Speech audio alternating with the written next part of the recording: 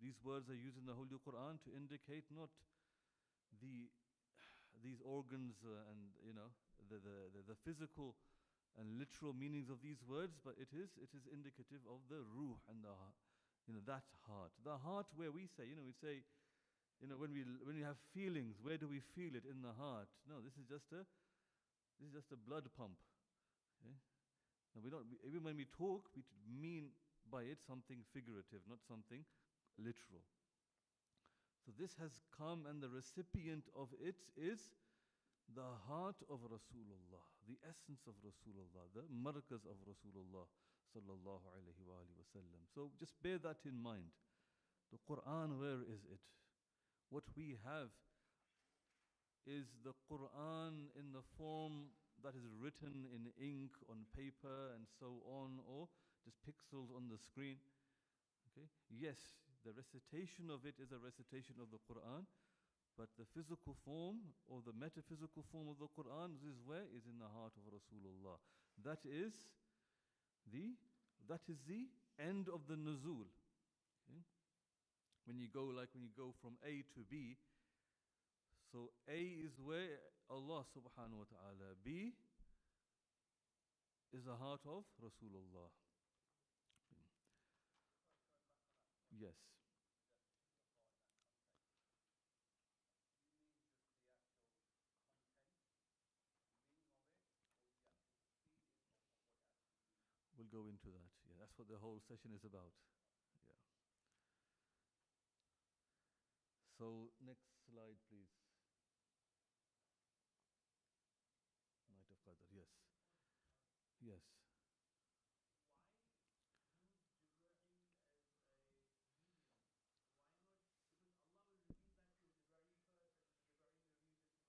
Why not just reveal it to the Prophet directly? It's an interesting question, and I think we can discuss it in the next session about when we go back a bit. We want to go back a step maybe and talk about wahi and the different forms of wahi, which is, in essence, this is nuzul of the Quran is one example of wahi. Yeah. We'll step back a bit, and inshallah in the next session we'll talk about wahi, the bigger picture of wahi, not just the wahi to Rasulullah, but everything, yeah, which is basically the communication. And Allah uses modes of communication to communicate to His creation. So inshallah we'll discuss that at length. Inshallah we'll have a good discussion on that. But I want to go to the nuzul of the Quran. Yes, and we know it's something that is amongst the zaruriyat and the musallamat of the Muslim ummah, that the Quran was revealed when? On the night of Qadr, Laylatul Qadr.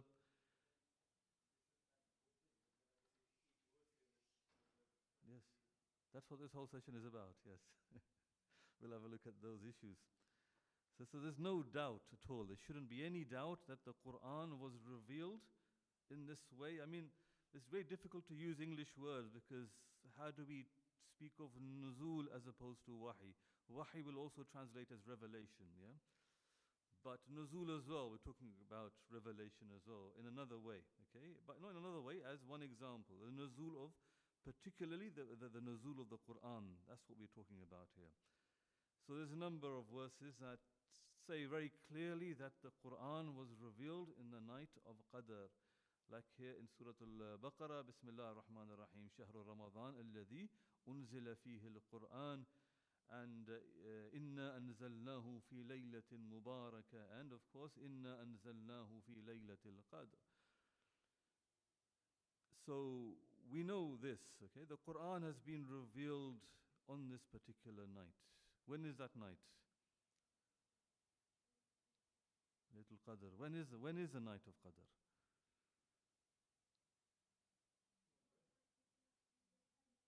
The last 3 days?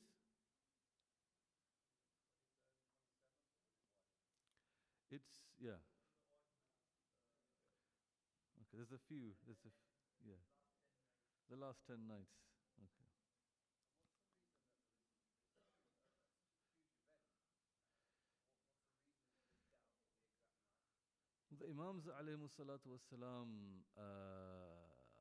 if I remember the hadith, if I recall it correctly, they explained that it is so there are three chances for the mu'min. Yeah?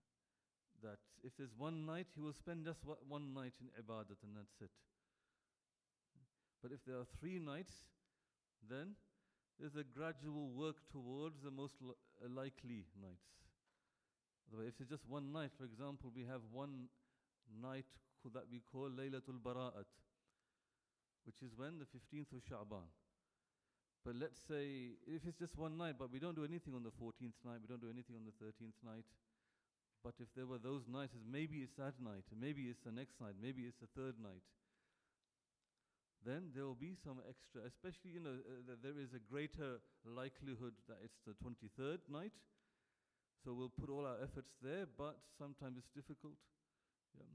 There's a famous hadith narrated in the books of Ahl Sunnah as well, that one person comes to Rasulullah sallallahu alaihi wasallam and says that, listen, I literally cannot, because of my circumstances, I cannot do all these nights.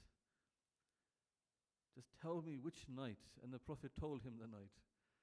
And then the historian, the rawat, the narrators, they narrate that he came to, because he lived a bit far away, he came to the Masjid in Medina on the 23rd. So that indicated to certain scholars that it's the 23rd. But what became popular amongst the writings of the Ahl Sunnah is that it is the 27th. The hadith of Abu Huraira and others, yes? So we take it with a pinch of salt. What we have, quite as we'll see in one of the narrations I've narrated. I don't want to go too much into detail. Maybe in the month of Ramadan we can have a look at this. We have that, yeah. So for most of the Muslims, the Ahlul Sunnah, the night of Qadr is most likely on the 27th night. We have one hadith. Yes, they say the odd nights in the last 10, the 21st, 23rd, 25th, 27th, and 29th. But they say the most likeliest of all the nights is the 27th. And we might have, I think there's one hadith which is da'if, which says that it's the 27th. But, sorry.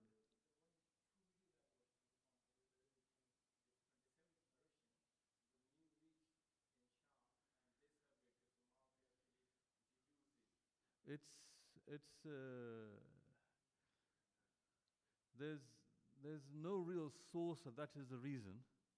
It is an assumption. It is his assumption, yeah? Yes.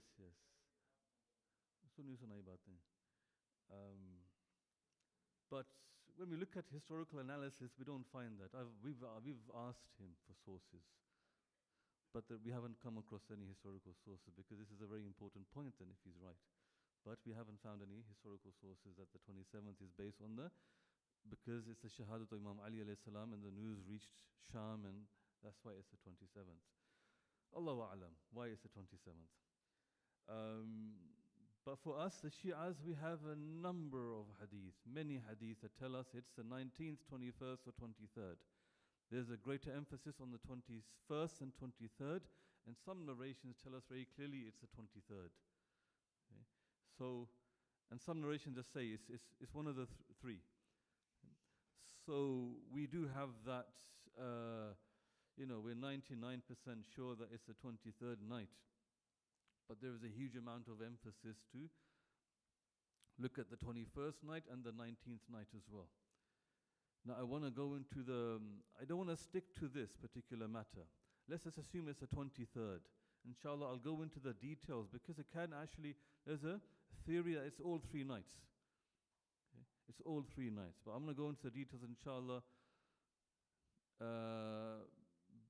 in next Ramadan, inshallah. Okay? सब कुछ अभी बता दूं तो फिर उस वक्त क्या कहूं? So, and there's clear evidence that it's the 23rd night.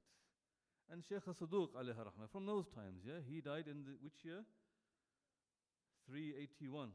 Yeah, in the year 381, Shaykh Saduq alayhi rahmah, he passed away. In that time he said, اتفق مشايخنا our mashayikh, our scholars have ittifaq that it is on the 23rd night.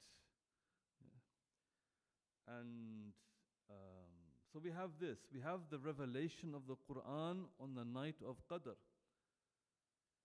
But then, as Imran Bhai has mentioned, that we also know that the verses were revealed over the course of 20 to 23 years. So how do we reconcile these two things? Allah has revealed the Quran on the night of Qadr, and at the same time we see, it's clear as day to us as well, it's not a point of contention that the Quran was also revealed, bits and pieces here and there, one surah here, a few verses there, and so on. In Mecca, in Medina, yeah, that's why we have verses called the verses that are Makkiyah and the verses that are Madaniyah. Yeah. So it is, yes.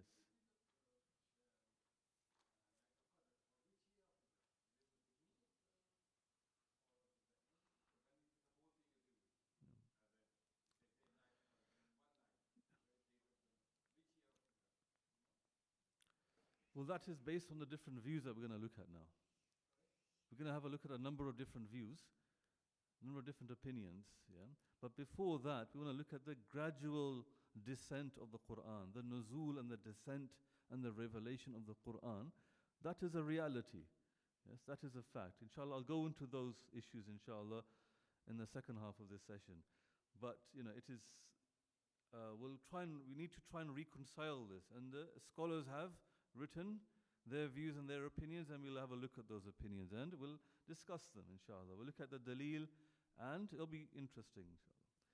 But why was the Quran revealed gradually? If you go to the next slide, please.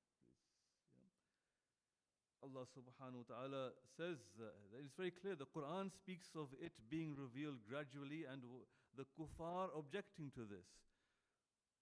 Why? Because the Torah was revealed all of a sudden, yes? Musa alayhi salam came down the mountain with the Torah. Now Rasulullah never did that. It was over 20 to 23 years. The hadith say, some say it's from the day of Ba'atha, and some say it's the actual revelation of the Quran itself began in the third year after Ba'atha. Okay? After Rasulullah announced his prophethood and his mission, it's 3 years after that the first revelation of the Quran began. So this question is there. This hadith, this ayat of the Holy Quran, Surah Al-Furqan, Allah subhanahu wa ta'ala quotes the kuffar. They say, وَقَالَ الَّذِينَ كَفَرُوا لَوْلَا نُزِّلَ عَلَيْهِ الْقُرْآنُ جُمْلَةً وَاحِدَةً. Yeah. Why didn't Allah send down the Quran in one go? Yeah. What, it's too big to carry, yeah? Allah says, Allah explained, كَذَلِكَ, and this is what we have done. كَذَلِكَ لِنُثَبِّتَ, and he's explaining why. This lam tells us the reason now. لِنُثَبِّتَ بِهِ فُؤَادَكَ وَرَتَّلْنَاهُ تَرْتِيلًا. لِنُثَبِّتَ بِهِ فُؤَادَكَ. Now I'll explain this, yeah? But that نُثَبِّت is from tathbit. Yeah? And this tathbit of the Quran within you, Ya Rasulullah, and everyone else. Okay? This is a summary of 5 things that we can then extrapolate from this. That we'll have a look in the next slide. 5 things that we can learn from this tathbit of the Quran with the Prophet and with the Ummah as well. Okay? But there's an interesting hadith from Imam Ja'far as-Sadiq alayhi salam. Allahumma salli ala Muhammadin wa ali Muhammad. And he says, ما بعث الله عز وجل نبيا قط إلا وفي علم الله أنه إذا أكمل دينه كان فيه تحريم الخمر. He's talking about تحريم الخمر. This is in Al-Kafi, in the chapter about the hurmat of khamar, wine. Yeah, wine is haram. So from this hadith, we realize, first of all, there's a general misconception. We think wine was made haram gradually. Now this statement isn't accurate according to most of the scholars of the Shia faith, if not all of them. I haven't seen anyone say otherwise. The ta'aleem of the hurmat of wine was delivered gradually. It is always haram in this Sharia. Yeah? And it was haram in every Sharia, this hadith. This is a Sahih hadith as well. Ali ibn Ibrahim, yes, his father, 100%, Hamad ibn Hariz, 100%, Zurara, 100%. All the narrators are the narrators of Sahih narrations, yes. So it's a Sahih narration telling us that khamr has been forbidden with every prophet in every nation. Okay? But وَلَمْ تَزَلِ الْخَمْرُ حَرَامًا. Khamr was always haram. وَإِنَّمَا يُنْقَلُونَ مِنْ خَصْلَةٍ إِلَى خَصْلَةٍ. But people were taken from one level to the next level. Yani the information and the ta'aleem, the teaching and the guidance was given in a soft approach before it became really a harsh punishment. But it doesn't mean that it was halal in the beginning. It was always haram. This is a misconception. Ahl Sunnah have that belief, and they have their sources. But for us, we believe that it was haram from at least in the Sharia of Rasulullah, it was haram from the very beginning. It's about the teaching of it and the repercussions of that in the Sharia. But the point is that it's the part that I've highlighted in red, which is he then goes back to his father Imam Baqir alayhi salam, and he repeats this, and he says, لَيْسَ أَحَدٌ أَرْفَقَ مِنَ اللَّهِ عَزَّ وَجَلٍ. There's no one more rafiq, more soft, more gentle than Allah subhanahu wa ta'ala. فَمِنْ رِفْقِهِ, and amongst the things that he is gentle with, he's gentle with everything, but one example is what? أَنَّهُ نَقَلَهُمْ مِنْ خَصْلَةٍ إِلَى خَصْلَةٍ.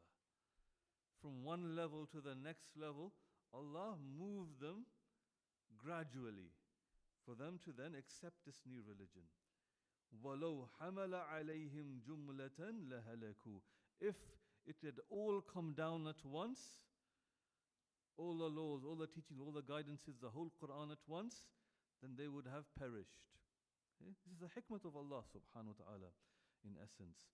But we go to the next slide. So basically we have 5 things here that the ulama have extrapolated from the teachings of the Quran and the Sunnah and this hadith and that ayah of the Quran that we saw. That firstly, there is a correlation between the guidance and the circumstances. The different circumstances. Let's say I'm going to talk about war, the rules of war, but we're in time of peace. Will I remember anything?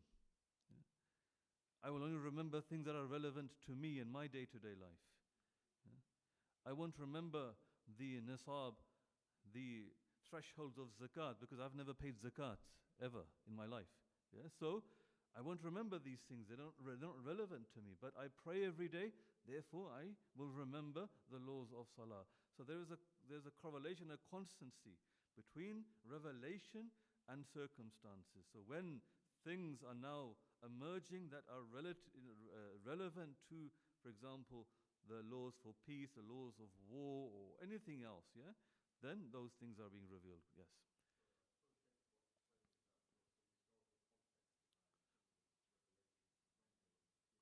Yes. Yes. Every ayat has sha'n al-nuzul, which is related to the tafsir of the Quran. And the sha'n al-nuzul is very important to understand the context of that revelation. But while we look at sha'n al-nuzul, there is a qa'idah kulliyah, there is a principle in the tafsir that we don't limit it to the sha'n al-nuzul. It's an example. But it provides us a very valuable historical context, but it's delivered through hadith. So there's an analysis of the hadith as well, and how accurate the hadith are as well. Secondly, the ease of recording and memorization. If it all comes, it's not like the Torah is actually is much smaller. The Quran is, if it comes down all at once, they will not be able to record it and memorize it. The people lost the Torah and the Injil, especially the Injil, we know, they lost it very early on. Yeah. They lost it. By the time of the actual Gospels were set in stone in the second or third century, the 4 Gospels, the actual Injil had disappeared. Yeah. So, and much earlier than that, I would say even just shortly after the ascension of Isa alayhi salam to the heavens, the Injil was scarce to be found. There were many Abu Hurairas at that time. So it's for the ease of recording and memorization. Yes, that's tathbeet. Yeah, tathbeet means this. It's established into the hearts of the scribes, in the hearts of the Sahaba, and on-demand answers. The Jews come and they ask a question. The Christians come, they ask a question. The Mushrikeen come and they ask the questions. There are on-demand answers coming. That's part of the process that Allah has used with the revelation of the Holy Quran. The people say, okay, tell us about Zulqarnain. Tell us about the 7 sleepers of the cave, Ashabul Kahf. Yeah. Tell us about this, tell us about that. Yeah. And then the revelation came and it answered the question. God was answering in real time. Yeah. This was very, very effective in the fact that the Quran was a miracle is coming from Allah subhanahu wa ta'ala. Yes.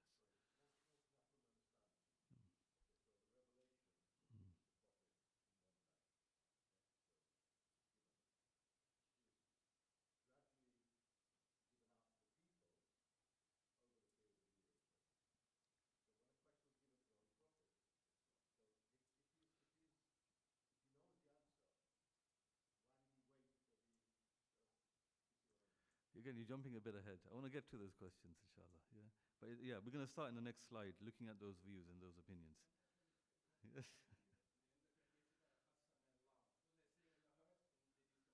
Yes, exactly. So this ayat, even before that, قَالَ الَّذِينَ كَفَرُوا, they're saying this. They said that in the past. Yeah. When it was revealed before that, then it's in the future, relative to that past, isn't it? Yeah, so we'll have a look at these kind of issues and the different views that are there. Okay. Sorry. And yes, so the on-demand answers are coming, and the miracle of the consistency of the Quran. It wasn't something that the Prophet authored over the 40 years before that, and then he said, here's a book now. Yeah. It's coming over 20 years to 23 years, yes? And bits and pieces here and there, different circumstances. If I was to write a book in this way, it would be completely inconsistent. Yeah. Even like when I change from mood to mood, yeah? Different circumstances. I'm rich, I'm poor, I'm with work, I'm unemployed, and this and that. There's going to be a complete inconsistency. But when we look at the Quran, it's completely in sync. Yeah? It's completely in accordance with one verse is explaining another verse, and this tells us more about the miraculous nature of the Holy Quran, and Allah challenges humanity that if it was from other than Allah subhanahu wa ta'ala, لَوَجَدُوهُ فِيهِ اخْتِلَافًا كَثِيرًا. If it was from other than Allah, they would have found in it an abundance of inconsistencies, as we see in the Injil, as we see in the Torah, as we see in other books that they claim to be divine. We see inconsistencies, we see inaccuracies, we see contradictions, but we don't see any of that in the Holy Quran. Yeah? And yes, okay, yes, question.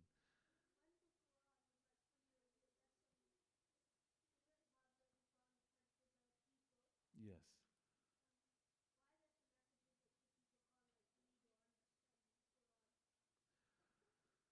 It's a very good question. It's about really understanding the Quran. Yeah, it's for the people. But there are certain verses that are clear, and there are certain verses that need a teacher. Yeah? Can you sit at home and say, I have the textbooks and that's it. I don't need a teacher, I don't need school, I have the book. Can you study and all the way to your GCSEs like that? No, it's going to be difficult. And Allah wished there to be a teacher, guides to walk us through the Quran and explain the Quran. Even things that are clear. Even the verses that are, I don't want to go into the muhkamat and the mutashabihat, But the muhkama verses, even the zahir of it is clear. It's zahir. Yes, it's muhkam. No doubt about the meaning of this verse, but there are bawatin as well. There are batini meanings. Yeah, I think esoteric meanings, the batini meanings. Yeah, the esoteric meanings that are there, that we can't figure out. The Imams alayhimu salatu wasalam tell us. Yeah? So we need a teacher for the whole Quran, and alhamdulillah we have those teachers, and we have an abundance of knowledge from those teachers as well. Yeah? And finally, to present the teachings in a gradual manner as well, because the teachings all at once, for example, GCSE, the 2 years that we study, the kids study GCSE is over 2 years, yeah? Year 10, year 11. Imagine you say, here is everything, revise it, and the test is next week. It's too much, yes? It's spread over 2 years. And in the same way, the Quranic teachings are spread over these 23 years. Yeah? So these are the purposes that the scholars have mentioned with regards to the gradual revelation of the Holy Quran. But then we get to the big question that we're all asking. How do we reconcile these two things? The revelation on the night of Qadr and the gradual revelation. So we'll have a look at the next slide, please, and then the one after that. Okay. So let's have a discussion of these, yeah? So there's one opinion. This is from some Ahl Sunnah views, yes? I don't think any of our scholars have this opinion. They say it is an annual revelation. The Quran is revealed every year on the night of Qadr in the life of the Prophet in those 23 years. And no.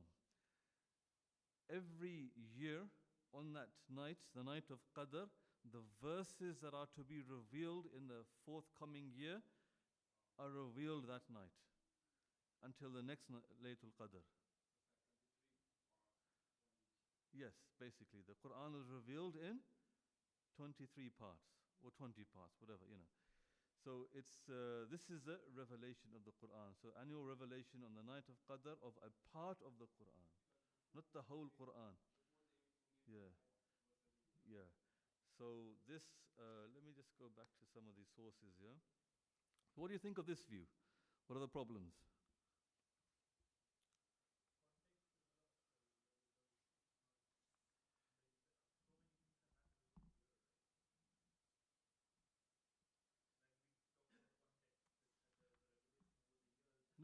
No, that revelation is gradual. It's there. The gradual revelation is there. But those verses to be revealed in the let's say the first year revelation, it's revealed in the first night of Laylatul Qadr.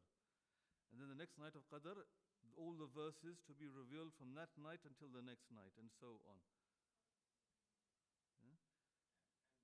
What are the advantages and disadvantages of this view? I mean, what are the pros and cons, or the weaknesses and the strengths?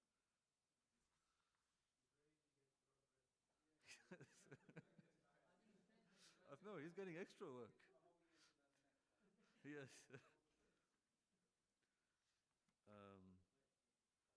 So sorry, let me just find those pages. Yes. Have a question?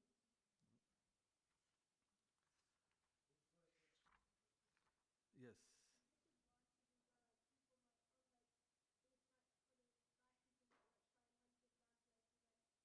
To prevent the revelation, yeah.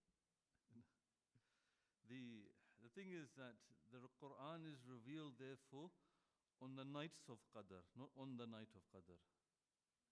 Inna anzalnahu fi laylatil Qadr. So there's a whole concept of this particular phrase. Yeah? Anzalnahu fi laylatin. Yeah? Fi laylatin mubarakah. Not layali mubarakah. Yeah? Yeah. So, and also, I mean, this is a view that hasn't really hasn't been mentioned by our mufassirin and our scholars other than relating what is there in the Ammatun Nas, amongst the Muslims in general. So it hasn't come from any one of the Imams. What they say, it goes back to Ibn Abbas, as we know, but or they take it back to Muqatil. Muqatil was one of the Tabi'een and the Mufassirin of the Quran, who's relied upon heavily in the tafsir of like Tafsir Tabari and Tafsir Ibn Kathir and so on. Ibn Abbas, a lot has been, because everyone knew at that time Ibn Abbas is the one to go to for understanding the Quran itself and also ulum al-Quran, understanding things about the Quran. And being the student of Imam Ali alayhi salam, he learnt a lot. He was called Hibrul Ummah, the sage of the Ummah. But he had people who transmitted from him who were not reliable. So we might go in the tafsir of a particular verse and they would say Ibn Abbas said this.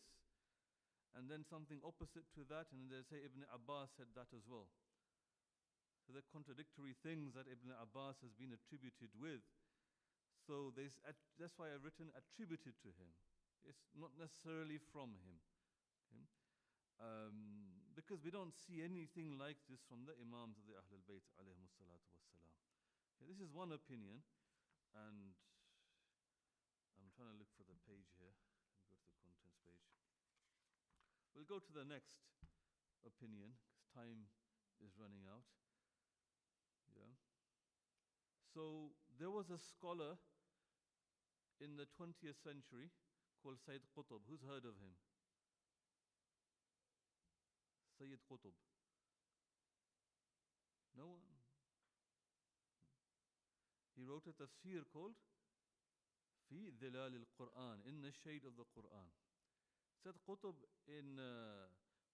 after the colonialism of the West, and they started splitting up these states, these nation states, and some made-up states such as Kuwait, and there was a huge, and the fall of the Ottoman Empire as well. Their Khilafat system is gone.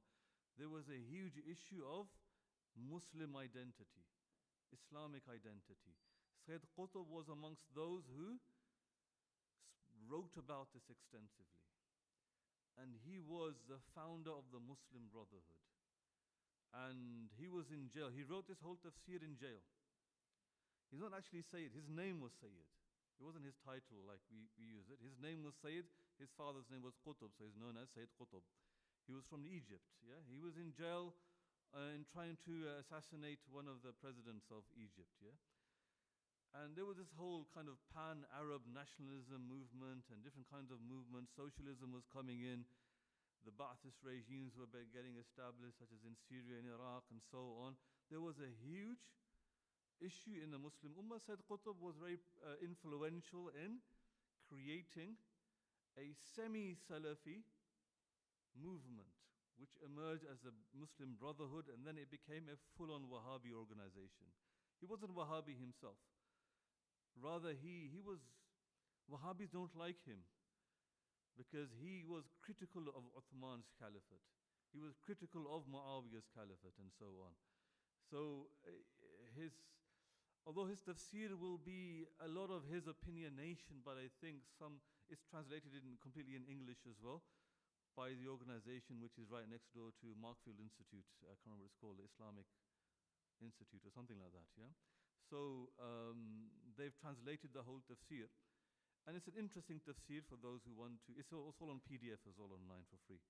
So it's good to understand people's understanding of this. Yeah? And one good thing about the tafsir, he tries to bring these verses to the modern reality. Yeah? So although he wasn't guided by the Ahlul Bayt alayhimu salatu wasalam, it's still interesting for the astute mind. So talking about the wahi, so this is most of the Quran. He says the problem is that inna anzalnahu fi laylatil qadr. That sentence can't be true unless at least most of the Quran is revealed. If just 1/23 or 1/20th of the Quran is revealed in the night of Qadr, then that doesn't make it a revelation of the Quran in the night of Qadr. So he says, at least, how do we get over this particular hurdle? Most of the Quran was revealed then. Certain other parts of the Quran were revealed later that were very relevant and more closely linked than other verses to the circumstances. When it's about he said, she said, what did the wives do? What did that kafir do? What did the Jews say? Yeah? Those verses were revealed later, but many verses or most of the Quran, mu'azzamul Quran, he says, most of the Quran is revealed on the night of Qadr. That's one view, and it's a more of a modern understanding.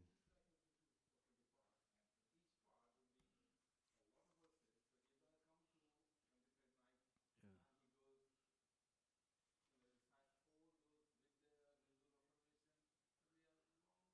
Yeah. This is, I mean, we need to go to tafsir and understand in detail, but we don't have the time to go to the, so, we're looking at these opinions and we're looking at it critically to understand that, there are certain flaws with these things, okay? We go to the next opinion, opinion number 3. Now we start going to our scholars, okay? And one view, and we have different opinions as well, okay? This isn't a matter that has been resolved. Okay? There are various views there. The view of Shaykh Saduq alayhi rahmah was what?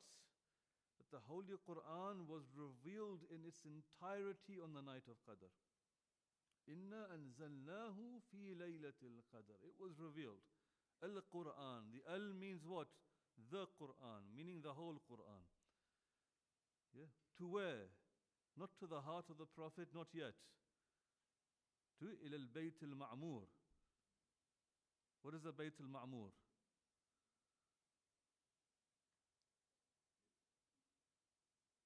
Sisters, Bayt al-Ma'mur. Yeah.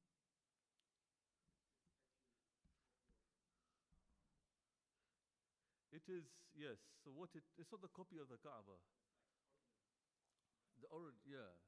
The Arsh, there's a hadith that says the Arsh has 4 sides to it. So that is then, there's another area somewhere in the skies called Al-Bayt al-Ma'mur, which also has 4 sides to it. Yes. And then underneath Al-Bayt al-Ma'mur is the Kaaba, which is also square.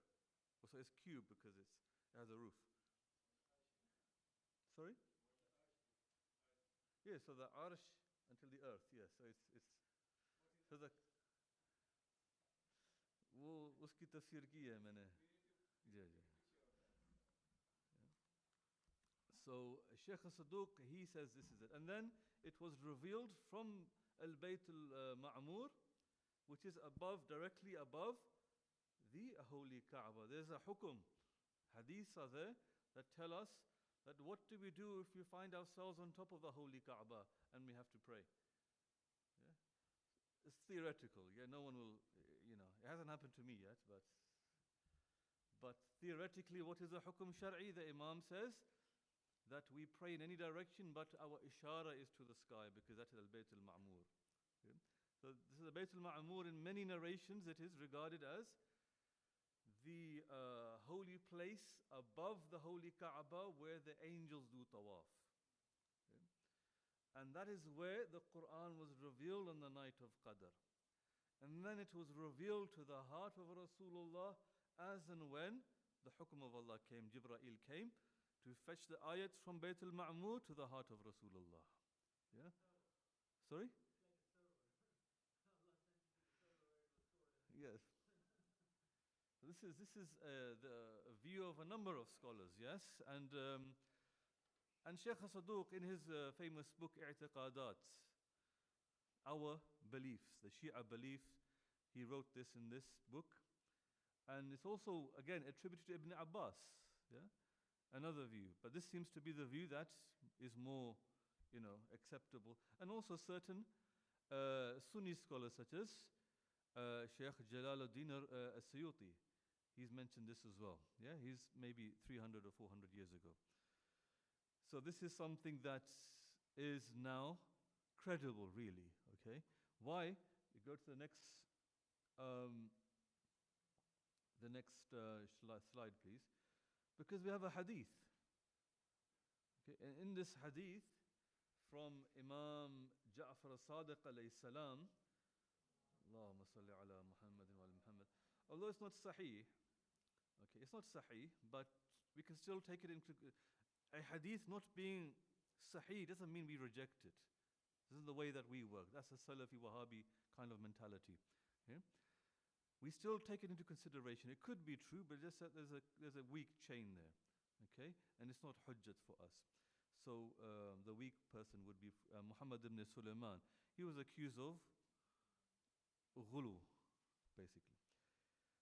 But so Hafs ibn Ghiyath, he narrates from Imam Sadiq alayhi salam, and he asked him, he says, I asked him, سألته عن قول الله عز وجل, about the verse of Allah, شهر رمضان الذي أنزل فيه القرآن وإنما أنزل في 20 سنة بين أوله وآخره. It was famous, it wasn't 23 years, but the revelation began 3 years later.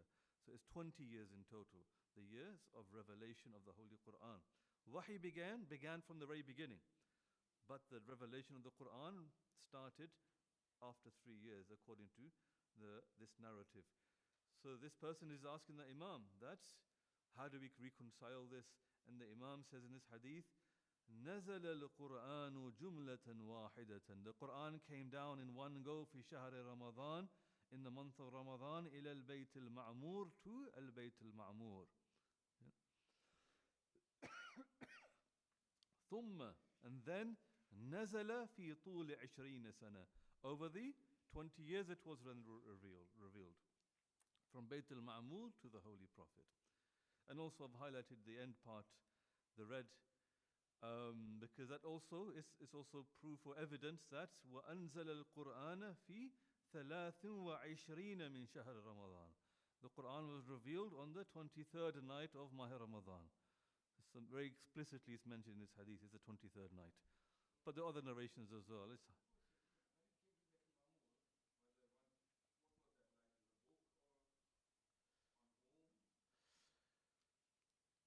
We don't know. Allahu A'lam. And what was the first? I mean, I don't get it. Why send it to Bayt al-Ma'mur first and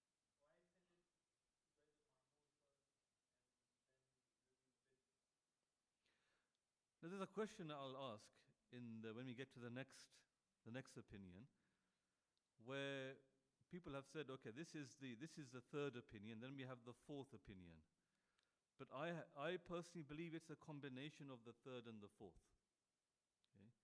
That it doesn't say here in this hadith that you have to look at it very analytically and, in a bit of depth, look at the words. Does this hadith negate the revelation of the Quran to the Prophet all in one go? It doesn't negate that. Was the Prophet privy to what is there at Bayt al-Ma'mur? It's possible. Yeah. So, Allahu A'lam. I think it's the next one. Yes, the next one is an opinion that I think we can merge with this, and we don't need to look at it as a separate opinion. So let's have a look at this opinion. Opinion 4 is there, yeah? So the Holy Quran, and this is a view of Mullah Faid al-Kashani and Sayyid Tabatabai in their tafsir works. And it's more esoteric, but it makes sense. And there's a number of proof that I will bring, yeah? The Holy Quran, the Quran itself, in its essence, in its conceptual form, okay? It's no words yet. Yeah? Did we look at that verse that about the Quran was made into Arabic? It means or indicates there's an implied meaning that it wasn't originally in Arabic, it was made into Arabic. Okay? So the conceptual form of the Quran, yani the meanings, the mafahim, the spirit, yeah? The conceptual form of the Holy Quran was revealed in its entirety in one go in the night of Qadr into the heart of Rasulullah sallallahu alayhi wa alayhi. And then it was expanded, yeah, through the gradual revelation where Allah instructed the Prophet to say this particular concept with these words, as and when it was required.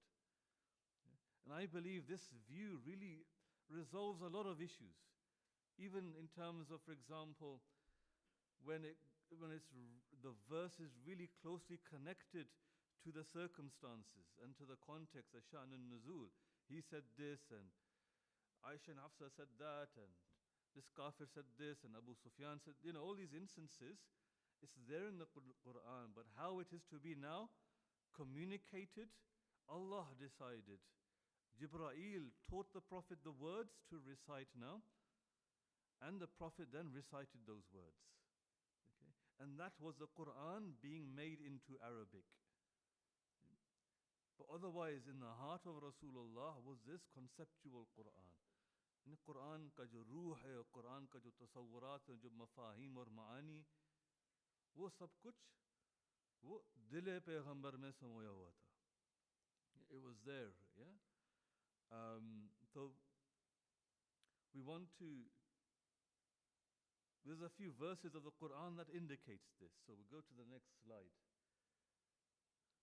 I've kept it in Arabic just to make life a bit harder for you. And so you exert the effort of looking at these verses, noting down the ayat number, and inshallah looking at the. But here, the first verse is Surah Al-Shu'ara, وَإِنَّهُ لَتَنْزِيلُ رَبِّ الْعَالَمِينَ. This is a revelation of the Lord of the universe. We've already seen this verse. نَزَلَ بِهِ الرُّوحُ الْأَمِينَ عَلَىٰ قَلْبِكَ. Yeah, this was a tanzeel to your heart, okay? To your heart. And therefore, it's not about words yet. It's not clearly about words. Yeah? When something comes into my heart, what's a heart? It's about feelings. Yeah? It's about understanding. Yeah? So this is one thing. This is the first step. But then, there's another verse. The first verse of Surah Hud. Bismillah ar-Rahman ar-Rahim. Alif Lam Ra. Kitabun. It's a book. Uhkimat ayatuhu. Thumma fussilat. Uhkimat is a difficult word to translate, to be honest. Uhkimat ayatuhu. Yeah?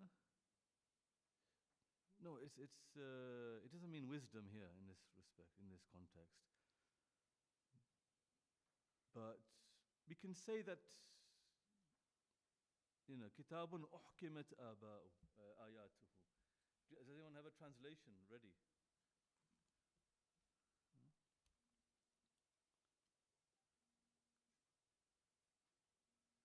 Yeah, the beginning of Surah Hud. This is a book whose verses are made decisive. Decisive, yes, that's the word I was looking for. Decisive. Yeah, the verses have become decisive. Thumma fussilat. What does that say? Then it was expanded and explained. Yeah, what does it say? Sorry. Thumma fussilat. Then they are made plain. Now, only for us to understand now. Yeah. So there are two phases of revelation. First, it's made decisive. يعني it's, the way Allama Tabatabai interpreted this is this first phase of these meanings that has been inspired into the heart of Rasulullah. And then it was ثُمَّ فُصِّلَتْ. It then expanded, it was expounded upon, it was explained. Okay? And then so we have these, the Arabic words now, in Arabic letters, in the Arabic language. Okay? And then there are two verses in Surah Taha, verse 114, where Allah says, فَتَعَالَى اللَّهُ الْمَلِكُ الْحَقِّ وَلَا تَعْجَلْ. Allah is addressing the Prophet. وَلَا تَعْجَلْ بِالْقُرْآنِ مِنْ قَبْلِ أَنْ يُقْضَى إِلَيْكَ وَحْيُهُ. Do not hasten to recite the Quran before you have been ordered through wahi, basically. So how does the Prophet know? The Prophet knows the Quran before the wahi. It's quite clear in this verse and also the next group of verses in Surah Al-Qiyamah. Allah subhanahu wa ta'ala says, لا تحرك به لسانك لتعجل به إن علينا جمعه وقرآنه فإذا قرأناه فاتبع قرآنه ثم علينا بيانه. That do not hasten, ta'jala. Ta'jala means hasten, to hurry. Yeah, do not hasten, don't do tahriq of your lisan, don't move your tongue, in hastening towards it. Inna alayna jam'ahu. It's upon us, Allah is saying, it's upon us to bring it together in an Arabic, this is the interpretation, not the verbatim translation. This is the interpretation of Sayyid Tabatabai and Mawla Fayyid Qaishani, that it's upon us to bring it into Arabic for you to then transmit it with your tongue now. Yeah? So these are proofs, and I think it's quite, for me, it's something that really, it brings it all together. Yeah? It brings everything all together, and we have a very good understanding of what this tanzeel actually is. Okay? It is something that comes to the heart of Rasulullah. It doesn't mean it's not there at Bayt al-Ma'mur. It's there as well, but also in the heart of Allah, in the heart of Rasulullah. But then the second wahi comes, the second inspirations and the messages from Jibreel come to tell him where and when to say what and how. Yeah? So otherwise, how would the Prophet will? It's not about making things up before revelation comes. He said, don't recite the Quran from yourself before you have been instructed to. Okay? So he already knows the Quran. Okay? The Quran is saying this. So the weak hadith that we saw before, we take it into consideration, but we can do jama'. Yeah? There's a qaida that to bring things together is always better than saying, we'll take this and we'll reject that. The best way is to bring everything together as much as possible. So this is the fourth opinion. I'll quickly go to the fifth opinion. Time is short. And this is an opinion of certain earlier scholars as well. So it's something that we can't ignore. And so this is a view of Shaykh al-Mufid. When Shaykh Saduq wrote in his book, I'tiqadat, that the Quran was revealed to the Bayt al-Ma'mur and then Bayt al-Ma'mur to the Prophet as and when it was needed and required. This view and other views in that book was corrected by Shaykh Mufid in his own way. Yes, we can't correct Shaykh Saduq, but Shaykh Mufid can, yeah, his student, his own student. So he wrote a book, Tasheehul I'tiqadat, the correction of our i'tiqadat. And in that he says that I don't believe in this, but I would, the opinion that he presents is that Inna anzalnahu fi laylatil qadr means that the beginning of the revelation was there in the night of Qadr. That's when the Quran began to be revealed. And the proof that he brings, the argumentation that he brings, considering that everything that we have looked at, considering that Allama Tabatabai isn't born yet, yes, and Mullah Fayyid Qaishani isn't born yet, so to bring this particular view that we've looked at last, what would support their view as opposed to a Quran that's already ready in Bayt al-Ma'mur? That's where it's either this or that, really, amongst the Shias in that early period. So the Bayt al-Ma'mur on the night of Qadr, and then over the 20 years to the heart of the Prophet, or Shaykh al-Mufid and Shaykh ibn Shahrashub and Shaykh Hadi Ma'rafa, who wrote this book that I brought with you, they side with this particular opinion that the revelation began on the night of Qadr.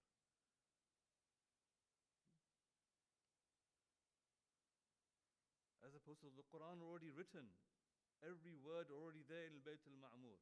we've already discussed a weakness there in terms of that particular view that would support Sheikh Mufid's view. He's interpreted the verse differently. I mean, the verse doesn't express this. Sorry, yes. Okay, sure, yeah. Because as we said, the Quran is sometimes general and sometimes very contextual. Yeah? It's very contextual. It's about qala and qalat and this and that, yeah? People saying this to you and people dealing with the things in this way, and it's very specific about the circumstances. So how can it be referred to? There's a whole discussion that Sheikh Mufid goes into. How can it be referred to in the past tense when it is in the future relative to when the Quran has now come down to Baytul Ma'mur? It's very contextual revelation of the Quran. So Sheikh Mufid, relying on this as his main argument, he said the Quran was revealed in that one go. Not one go, but once. And that was a gradual revelation. That's what Sheikh Mufid, that's his opinion, yeah? Do you understand that opinion? Yeah, it was just a gradual revelation, nothing else. Is he saying that it was not on No. He says this is a weak hadith, it's a solitary hadith that we can't take as hujjat. Yeah. That's what Sheikh Mufid said. Yeah. So this is his view. So and this is the last view. But the thing is, final question, that when they say it began, when it began, yes? But then the question arises that the Yawm al-Mab'ath is when? According to us. Ahlul Sunnah have different views, but we have one particular view. When is it? Yawm al-Ba'asat. 27th of Rajab. Yeah? And that doesn't correlate with the first revelations of the Quran, which is Rabi al-Awwal. Yeah, some say others, some say Shahr Ramadan. And it doesn't correlate with this. But then the answer to this is that, was it really the same day? There's a number of reports, Sunni reports, Shia reports, that tell us that revelation of the Quran itself began 3 years later. It's got nothing to do with the Yawm Ba'asat. Yeah? Yes, wahi began, inspiration and wahi began, but the actual revelation of the Quran started 3 years later. Yeah? When, Bayt Dar Arqam and all these, there's a part of the seerah of Rasulullah of the early tabligh within Mecca, way before Da'wat Zil Ashira. Okay, way before his announcement. He made that announcement on the Mount of Safa 3 years or 5 years later, actually. So, I can't remember exactly, but this was way later. In the beginning, with the Yawm Ba'asat, there were just a handful of Muslims, yeah? And he wasn't ruffling any feathers, there wasn't any kind of, issue at that time, but it was very, very secretive, extremely secretive. And then it opened up to Dar Arqam, and then it opened up to Da'wat Dhil Ashira, and then it opened up to everyone in Mecca. Yeah? So there's a gradual opening up. But Yawm Ba'asat was way before the first revelation of the Quran. So it's a view that we can take into consideration, but the hadith is there. Although it's weak, we can take it with this understanding that, because the problem with this opinion is one thing, that Allah revealed the Quran in the night of Qadr. The Quran. And they say the Quran means, like, let's say I say Bismillah ar-Rahman ar-Rahim, Alhamdulillah Rabbil Alameen ar-Rahman ar-Rahim. What am I reciting? What have I just recited? The Quran. Yeah. So Sheikh Mufid says, a part of the Quran is the Quran. That's the way he counter-argued this point as well. But at the end, Allahu A'lam. But what Allama Tabatabai says makes a lot of sense to me personally. But it's all, we don't really need to know, to be honest. Munkar and Nakir won't ask us. But it's a good discussion. As I said, Ulumul Quran is not the biryani. It's a salad on the side of the biryani. It's a things that elevate the biryani, elevates our understanding of the Quran, but these are things that we don't necessarily have to have a conclusion. It's not something I have to now fight Imran Bhai over, or anyone that, it's an academic discussion within the Shi'i fold, within the Ahl Sunnah, within everyone really, about this particular thing about Nuzul al-Quran. And it's still something that I'm comfortable with this opinion, but it doesn't mean that this is my final opinion. No. Nothing should ever, unless it's the musallamat and the daruriyat of deen and mazhab, nothing should be a final opinion, and our talabul ilm, our seeking of knowledge should always continue. We'll have one question from the sisters. Salam. Wa alaikum salam. When Imam Ali alayhi salam was born, it is said that he recited the verses of Surah Mu'minun. Is this true? And if so, it would be before revelation. So what do the scholars say about this? Ahsan. So on the 13th of Rajab, there's a riwayat, yes, in Bihar that, I don't know the exact source of this hadith, but it says that Imam Ali alayhi salam recited the verses of the Quran. That strengthens which opinion? No. Allama Tabatabai's view. Yeah. Allama Tabatabai's view is that it's a conceptual Quran, and the words can be taught. I mean, there's other passages, the other hadith, that also tell us that there was the recitation of the Quran before Ba'athat. So when was it revealed to the Prophet in the conceptual form? When was it? Yes, it wasn't, it doesn't necessarily have to be in his life in this dunya. Yeah? It can be before him coming to this dunya. Allah knows, okay, when was the conceptual Quran revealed? Because it's coming from the main source for all the books. Yeah? The Ummul Kitab, yes? The Lawh al-Mahfuz. It's all coming from there.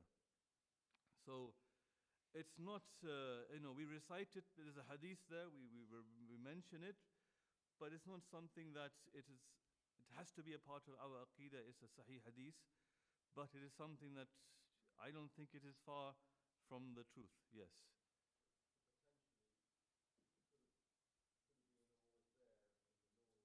Yes. And they are privy to the Bayt al-Ma'mur. Yes. Imam Ali was born in the Holy Kaaba. Don't we think, he has a connection to the Bayt al-Ma'mur. Yeah. So, and it was interesting, Mullah Fayd al-Kashani,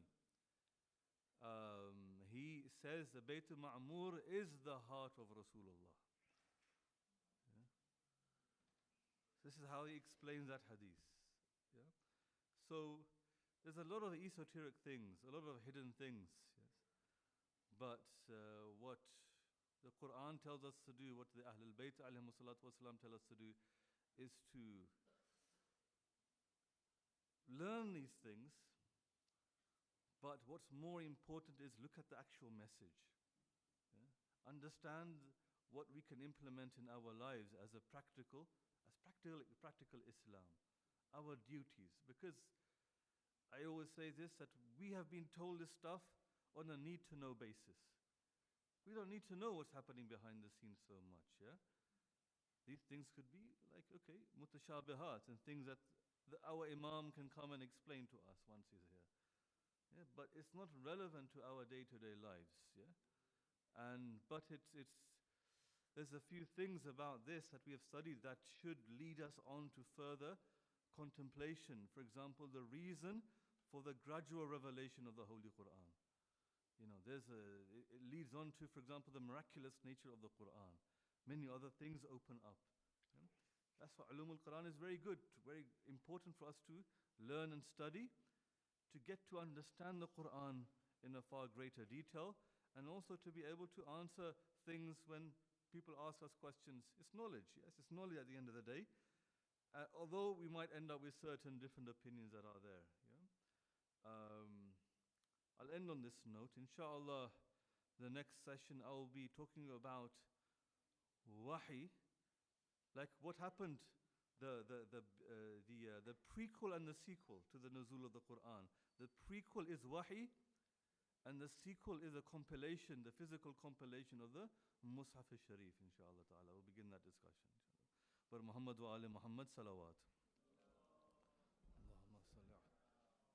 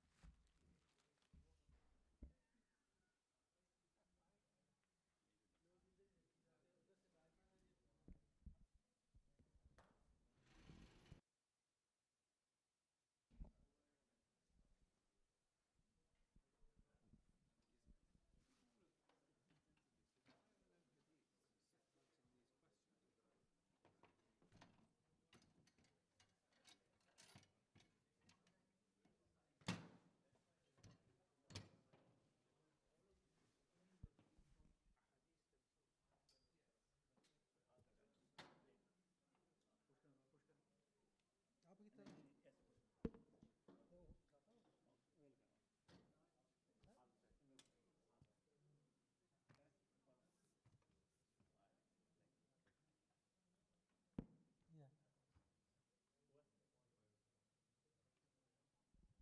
नीचे से आगे metre से करना पड़ेगा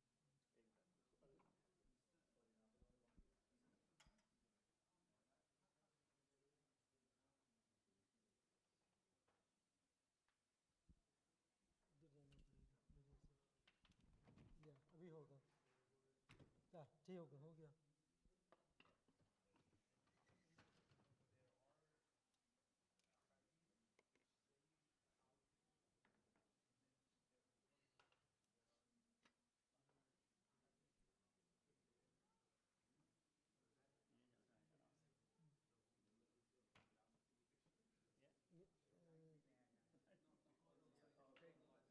state नहीं ना metre से इधर से करना पड़ेगा ना I have to go this side.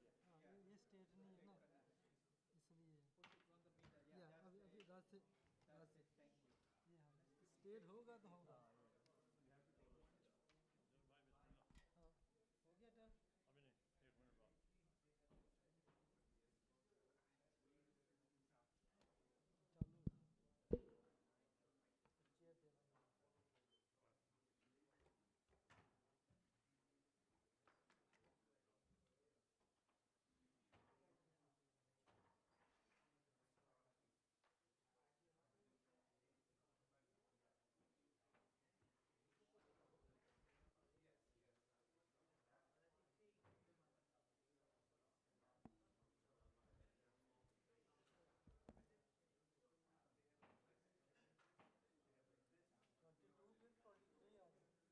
वैसे टाइम है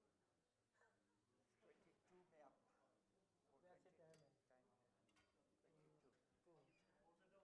है क्या है टाइम 22 है 1 मिनट डालनी है 2 मिनट डालनी है ओके नहीं अभी आहिस्ता आहिस्ता वजू करते हैं ना शुरू आहिस्ता 23 पे करते हैं हैं 23 में शुरू करते हैं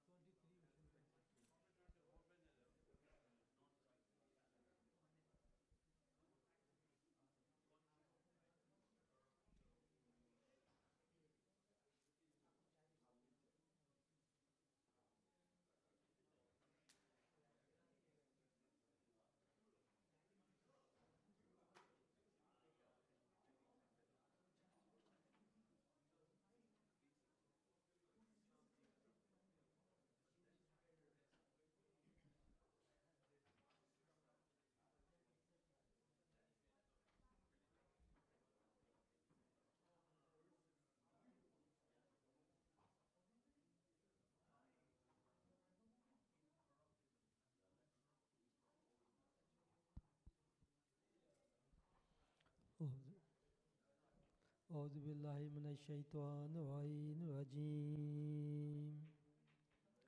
बिस्मिल्लाहिर्रहमानिर्रहीम إن الله ملائكته يصلون على النبي يا أيها الذين آمنوا صلوا عليه وسلموا تسليما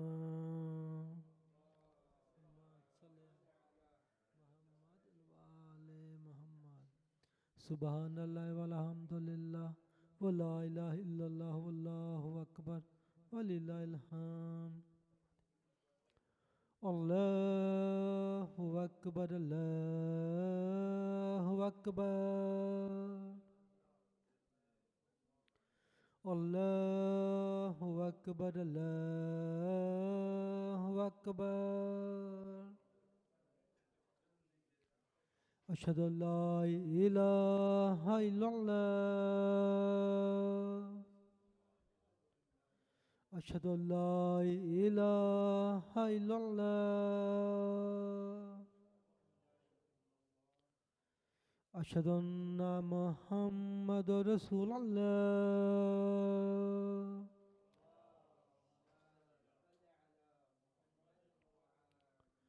أشهد أن محمد رسول الله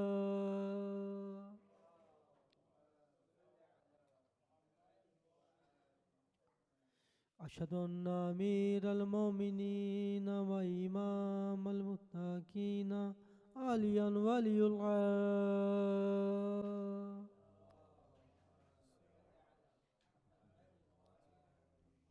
أشهد أن أمير المؤمنين وإمام المتقين عليا حجة الله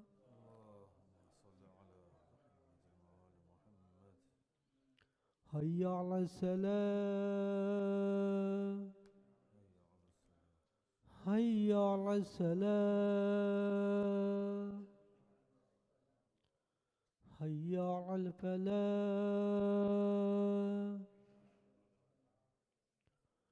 حي على الفلاح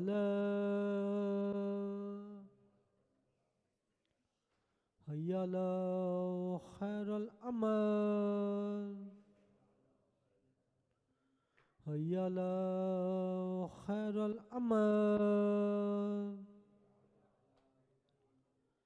الله أكبر الله أكبر لا إله إلا الله لا إله إلا الله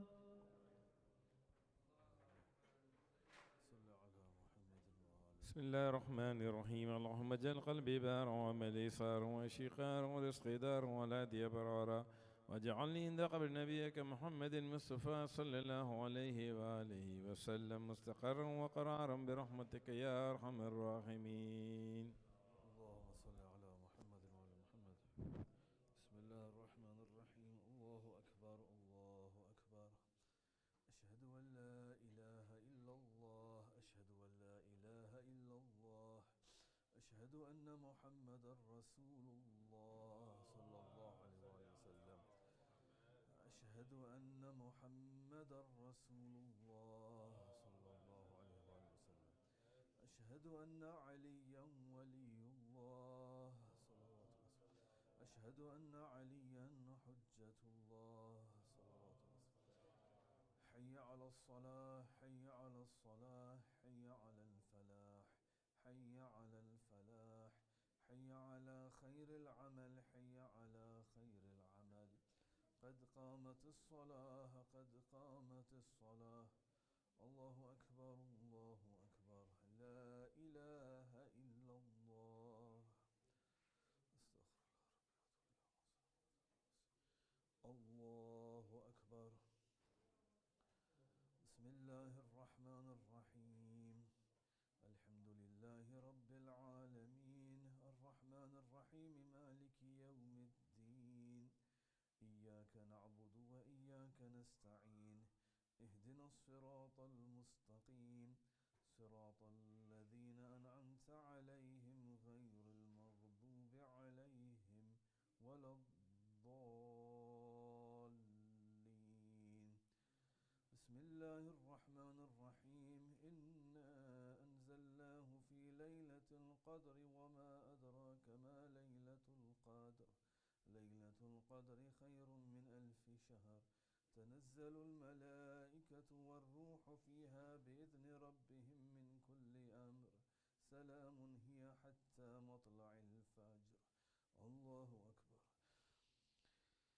سبحان ربي العظيم وبحمده سبحان الله سبحان الله سبحان الله. سمع الله لمن حمده. الله أكبر. سبحان ربي الأعلى وبحمده. اللهم صل على محمد وآل محمد. الله أكبر. أستغفر الله ربي وأتوب إليه. الله أكبر.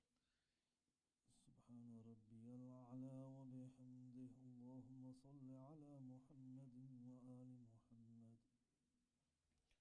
الله أكبر. بحول الله وقوته أقوم وأقعد.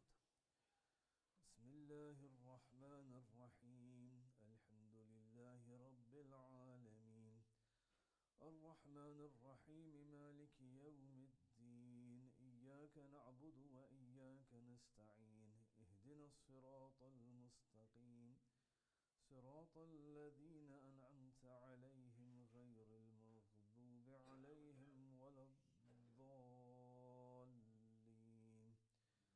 بسم الله الرحمن الرحيم.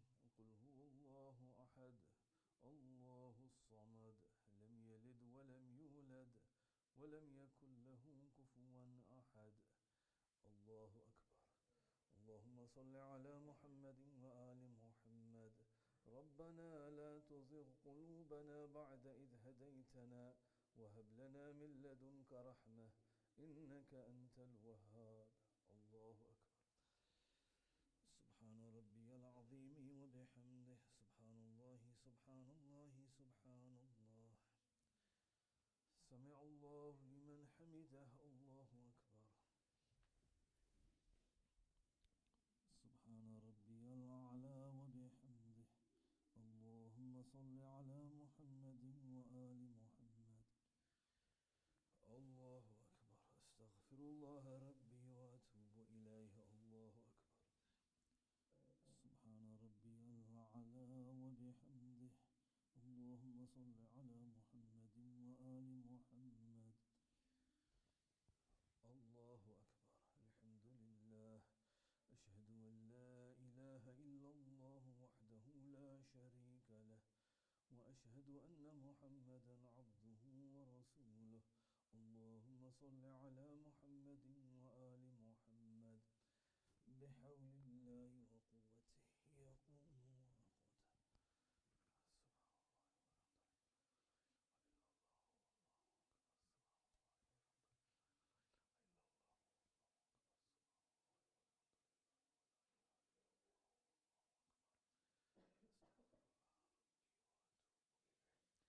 الله أكبر.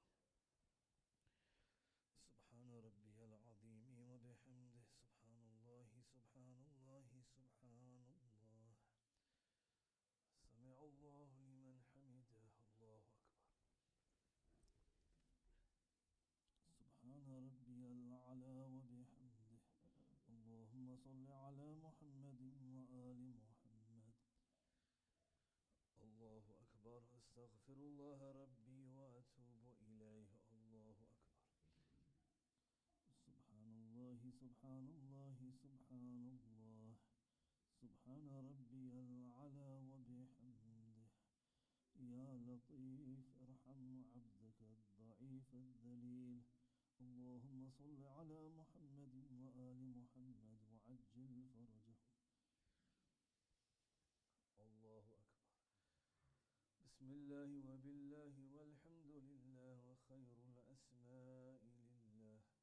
أشهد أن لا إله إلا الله وحده لا شريك له وأشهد أن محمدا عبده ورسوله. اللهم صل على محمد وآل محمد.